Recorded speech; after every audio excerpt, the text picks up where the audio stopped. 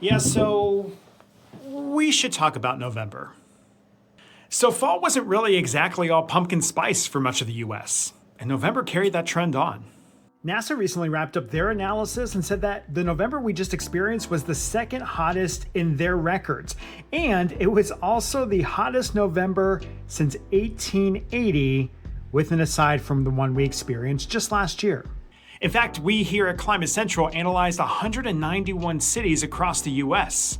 166 of those, 87%, experienced an above average November. 15 of those cities had the all-time hottest November of record, and then 38 more had the top 5 hottest that they've ever experienced on record.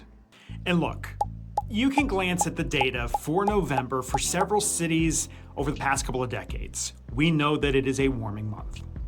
But here's how we know that climate change has a fingerprint. Now, at this time of the year, seasonal variability is built into the science of the climate shift index, which means it's harder to get a signal than, say, the summertime months when hot weather is expected.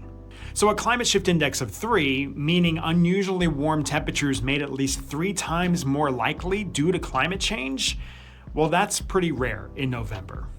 So where a dominant signal of this showed up was the state of Florida and then along the Gulf Coast. 12 of these cities experienced 1 week, at least, of November weather that was made at least 3 times more likely to occur, these warmer temperatures, because of climate change. And 8 of the top 10 cities with the strongest climate signal happened in the Sunshine State.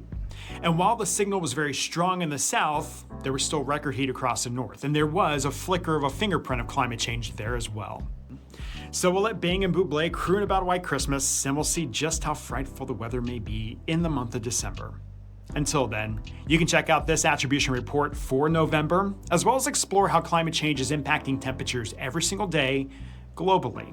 It's at climatecentral.org and csi.climatecentral.org.